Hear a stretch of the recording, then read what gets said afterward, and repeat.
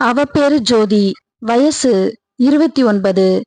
பார்ப்பதற்கு நடிகை அமலாபால் மாதிரி இருப்பா. ஒரு தனியார் பொறியியல் கல்லூரியில பேராசிரியராக வேலை பார்க்கறா. அங்கு உள்ள ஆசிரியர்கள், மாணவர்கள்னு எல்லாருக்குமே இவ மேல ஒரு கண்ணு. அப்படி ஒரு நடமாடும் சிலை அவ. இவளின் கணவன் மகேஷ் பேங்க் மேனேஜர். இருவருக்கும் கல்யாணம் ஆகி 5 வருஷம் ஆகுது. இன்னமும் எந்த ஒரு நல்ல செய்தியும் வராததால கடைசி 6 மாதங்களா மகேஷ் கொஞ்சம் சோகமாவே இருந்து வரான். ஆம், மகேஷுக்கு குறைவு என்று சமீபத்துல தெரிய வந்தாலும், ஆனால் அத அவளின் மனைவி ஜோதியிடம் சொல்லல. தன் நிலைய பத்தி மனைவியிடம் சொல்லி அவள் நம்மள விட்டு பிரிஞ்சு போயிடுவாளோன்னு கவலை ஒரு புறம் இருக்க, அவனின் அம்மாவோ குழந்தை பற்றி கேட்டு தொந்தரவு செய்ய மகேஷ் பல தவறான வழிகள்ல யோசிச்சான். ஆன்லைன்ல தெரியாத நபர்களிடம் இத பத்தி யோசனை கேட்டுட்டே இருந்தான். அப்போது ஒரு முகம் தெரியாத ஐடியில இருந்து ஒருவன் ஒரு யோசனை சொல்ல, அது ஜோதியின் வாழ்க்கைய புரட்டி போடும்னு அன்னைக்கு தெரியாது. அப்படி என்ன அவன் மகேஷ் கிட்ட சொன்னான். அவன் பேரு ராகுல்னு அறிமுகம் செஞ்சுக்கிட்டான். ராகுல், ப்ரோ, நான் ஒரு ஐடியா சொல்றேன், அதை ட்ரை பண்ணி பாருங்க முடிஞ்சா. மகேஷ், என்ன ஐடியா சொல்லுப்பா, ஒர்க் அவுட் ஆகுமா அது? ராகுல், அது உங்க கையில தான் இருக்கு. ராகுல், உங்க பொண்டாட்டிய பாக்குறது. மகேஷ், என்னப்பா சொல்ற? அது எப்படி என் பிரச்சனைக்கு தீர்வாகும்? ராகுல், ஆகும். உங்க பொண்டாட்டிய நீங்க தான் ஒத்துக்க வைக்கணும். மகேஷ், நீ என்னமோ சொல்றப்பா, இருந்தாலும் உன் ஐடியாவுக்கு நன்றின்னு சொல்லிட்டு மீண்டும் வேற எதுவுமே பேசல. கொஞ்ச நாள் அத பத்தியே யோசிச்சா மகேஷ். பின்பு வேற வழி இல்லாம அதையும் முயற்சி செய்ய திட்டம் தீட்டனா. பின்பு ஜோதியிடம் இரவு செய்யறப்பெல்லாம் அத பத்தி மறைமுகமா பேச தொடங்கி கொஞ்சம் கொஞ்சமா நாட்கள் செல்ல செல்ல அவளின் விருப்பம் என்னங்கிறத தெரிஞ்சுக்கிட்டான். ஆனா ஜோதிக்கோ இதுல பெருசா விருப்பம் இல்ல. கணவன் பெரியதா நடந்து கொள்ளாட்டியும் அவரின் பாசமும் கனிவும் போதும்னே இருந்தா. அதனால கணவன் கேட்ட போதெல்லாம் விருப்பம் இல்லைன்னு சொல்லிட்டா. இருந்தாலும் ஒரு ஓரமா சில ஆசைகள் இருந்தன. ஆனா அத அவ வெளிக்காட்டவே இல்ல. மகேஷும் ஜோதி மறுப்பு தெரிவிச்சதால அதுக்கப்புறம் என்ன செய்யறதுன்னு குழம்பி போயிருக்க, மீண்டும் அதே நபரிடம் ஆலோசனை கேட்க, அவனும் உங்க மனைவிக்கு தெரியாம விடுங்கன்னு ஒரு சில வீடியோ லிங்குகளை அனுப்பினா. மேலும் வேறு ஏதாவது உதவி வேணும்னா என்கிட்ட கேளுங்க, நான் செய்யறேன்னு கூறி வில்லத்தனமா சிரிப்பது போன்ற சில இமேஜ்கள் அனுப்பினா. அதனோட அர்த்தம் புரியாம மகேஷும் அதிலிருந்து லிங்க கிளிக் பண்ணி வீடியோவை பார்த்தான். அத பார்த்த மகேஷ் இது போல தன் மனைவி ஜோதி இருந்தா எப்படி இருக்கும்னு நினைச்சு புது அனுபவமா இருந்தது. அப்போ அங்க வந்த ஜோதி மகேஷ் செய்யறத பார்த்து சிரிச்சா. ஜோதி, என்னங்க, அதான் நான் இருக்கேன்ல, அப்புறம் ஏன் இப்படி? அப்போ அந்த வீடியோவை உத்து பார்த்தா தன் கணவரோட ஆசைகள் எல்லாம் மீறி போவதா எண்ணி அவளும் சிரிச்சா. ஆனா அவளுக்கு தெரியாது அதுதான் மகேஷின் திட்டத்துக்கான யோசனைன்னு. பின்பு இருவரும் வழக்கம் போல நைட்டு தூங்குனாங்க. ஆனா ராகுலோ நம்மிடம் ஐடியா பெற்றவன் என்ன செய்யறான்? மறுநாள் மகேஷ் தன் திட்டத்தை தீட்ட ஒரு நல்ல நாள் மற்றும் சரியான நம்பகமான ஆளை தேட தொடங்கினா. ரொம்ப சீக்கிரமாவே அதுக்கான நாளும் கிடைச்சது. ஆமா, 2 வாரம் கழிச்சு ஜோதியோட பிறந்த நாள். அன்னைக்கு அவளை சர்ப்ரைஸ் பண்ணலான்னு அந்த திட்டத்தையும் நிறைவேற்றலான்னு முடிவு செஞ்சான். ஆனா அவனுக்கோ சரியான ஆளை தேர்வு செய்ய பல பேரை தொடர்பு கொண்டாலும் அவங்களோட பேச்சு கொஞ்சம் திமிரா இருக்க, நாளைக்கு பிரச்சனை வருமோன்னு பின்வாங்கிட்டான். பின் இந்த ஐடியா கொடுத்த ராகுலிடமே உதவி கேட்கலான்னு கேட்டான். மகேஷ், ராகுல் உன்னை பத்தி கொஞ்சம் சொல்லுப்பா. ராகுல் ஏன் திடீர்னு கேக்குறானே புரியாம அவனை பத்தி சொன்னான். அவன் கல்லூரி மாணவன்னு அவன்கிட்ட சொன்னான். நல்ல வசதியான குடும்பம். ஆனா இப்ப ஏன் திடீர்னு கேட்டீங்க? ஏதாவது உதவி பண்ணணுமா உங்களுக்குன்னு மீண்டும் அவன்கிட்ட கேட்டான். மகேஷ், ஆமாப்பா, எல்லாம் பிளான் பண்ணிட்டேன். ஆனா நம்பகமான ஆள் தான் இன்னும் கிடைக்கல. உனக்கு சம்மதம்னா? ராகுல், ஐயோ, எனக்கு டபுள் ஓகே, போட்டோ அனுப்புங்க. மகேஷ் முகத்தை மட்டும் மறைச்சு போட்டோ அனுப்பினா. ராகுலும் அவனின் முழு போட்டோ அனுப்பினா. பின் மகேஷ் அவனின் திட்டம் மற்றும் வீட்டின் முகவரி எல்லாம் கொடுத்துட்டு அந்த நாளுக்காக காத்திருந்தான். மறுபுறம் ராகுல் அந்த போட்டோவில் இருப்பத எங்கேயோ பார்த்த ஞாபகம் தோன்ற யாருன்னு தெரிஞ்சுக்கவும் ஆவலோட இருந்தான்.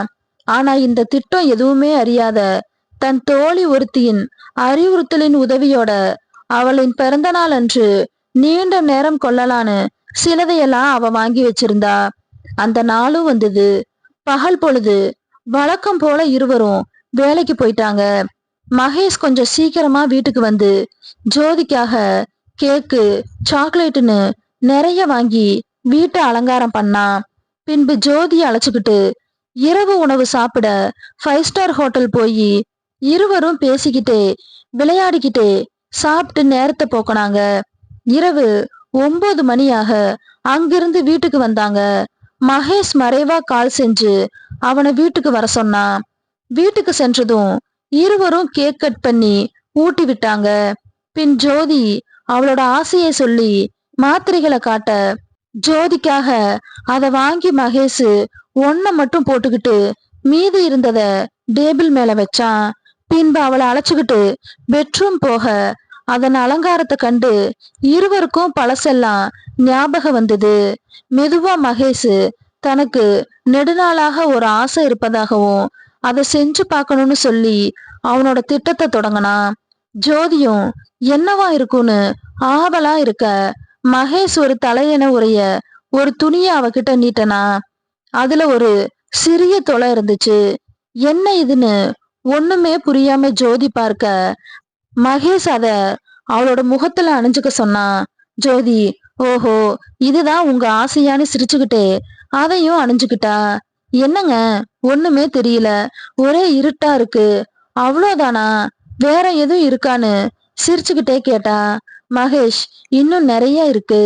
ஜோதி அவளின் மனதில எப்படியோ 5 நிமிஷம்தான், இல்லைனா ஒரு 10 நிமிஷம் இதுக்கு இவ்ளோ பில்டப்பான்னு நினைச்சுக்கிட்டா.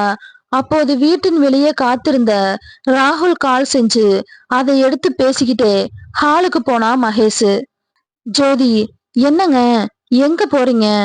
மகேஷ் 5 நிமிஷம் முக்கியமான காலு, பேசிட்டு வந்துடுறேன்னு வெளியே போனா.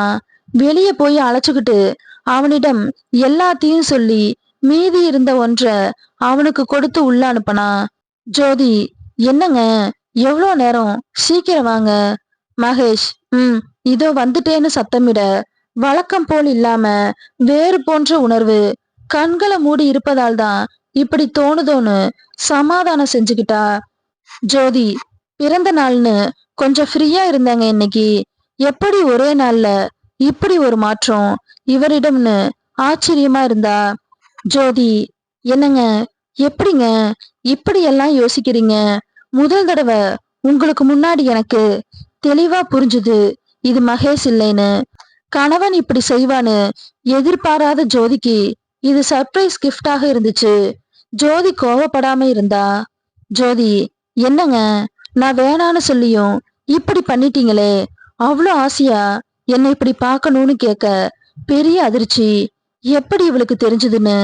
மகேஷ் மன்னிச்சிருடி, உன்கிட்ட சொன்னா இத பத்தி, ஆனா நீ வேணான்னு சொல்லிட்ட, அதான் இப்படி பண்ண வேண்டியதா போயிட்டு. உனக்கு வேணானா சொல்லு, போக சொல்லிடுறேன்னு சொல்ல முகம் லேசா வாடிச்சு. ஆனா ஜோதியோ ஒண்ணுமே சொல்லாம அவளின் சம்மதத்தை தெரிவிச்சு ஆறுதலும் அடைஞ்சான். ஜோதி உன் வாய்ஸ எங்கேயோ கேட்ட மாதிரி இருக்கு. பின்பு சோர்ந்து போன மகேஷ் அமர்ந்து வேடிக்கை பார்த்தான். ஜோதி என்னங்க இங்கதான் இருக்கிறீங்களா, பாருங்களேன். மிகவும் களைப்புடன் இருந்த மகேஷ் தனக்கு தூக்கம் வருவதாக சொல்லிட்டு எழுந்து போய் ரூம் கதவை பூட்டிட்டு ஹால்ல போய் தூங்கினான். ஜோதியோ கல்லூரியின் பெயரை கேட்க அவன் அதை சொல்ல அதை கேட்ட ஜோதி அதிர்ச்சி அடைஞ்சா. ஜோதி என்னடா சொல்ற, நானும் அந்த காலேஜ்ல தான் வேலை பார்க்கறேன், நீ எந்த டிபார்ட்மெண்ட், எந்த இயர்னு கேட்டா. ராகுல் என்ன சொல்றீங்க, என் காலேஜ் தானா, நீங்களும் வேலை பார்க்கறீங்க? நான் மெக்கானிக்கல்ல 2nd இயரு, உங்க பேர் என்ன? ஜோதி என் பேர் கூடவா சொல்லல உன்கிட்ட, என்னடா சொல்ற, நான் அதே டிபார்ட்மெண்ட்ல தான் வேலை பார்க்கறேன், என் பேரு. ராகுல் மிகவும் உற்சாகமா, நீங்களா? என்னால நம்பவே முடியல. நானு பேசிக்கிட்டே, ஜோதி, டேய், இதை யார்கிட்டயும் சொல்லிராதடா. ராகுல், கண்டிப்பா யார்கிட்டயும் சொல்ல மாட்டேன். ராகுல் வெளியே வந்து எழுப்பி போய் வருவதாக கூற, மகேஷ் அவனிடம் நன்றி கூறி இந்த விஷயம் யாருக்கும் தெரிய வேண்டான்னு சொல்லி அவனை அனுப்பி வச்சான். அடுத்த மாதத்திலேயே ஜோதியும் கர்ப்பமாயிட்டா. அதற்கு காரணம் என்று இருவரும் தெரிஞ்சாலும் மகேஷ் அவன்தான் சாதிச்சுட்டுதான் வெளியே பீத்திக்கிட்டான். பின்பு 10 மாதத்துல ஜோதி ஆண் குழந்தைய பெற்றெடுக்க அவனுக்கு ராகுல்னு ஜோதி பெயரிட்டா. உறவினர்கள் அனைவரும் முன்னிலையும் மகேஷ் பெருமையா இருந்தாலும் இதற்கெல்லாம் காரணம் அவன்தாங்கிறது ரகசியமா காக்கப்பட்டுச்சு. 6 மாசத்துக்கு அப்புறம் மீண்டும் அடுத்தடுத்த ஆண்டுகள்ல மேலும் 2 குழந்தைகளை பெத்தா. அவளின் உடலும் பெருத்து போச்சு. இத அனைத்தையும் தெரிஞ்சுக்கிட்ட மகேஷ் டிரான்ஸ்பர் வாங்கிட்டு போனா.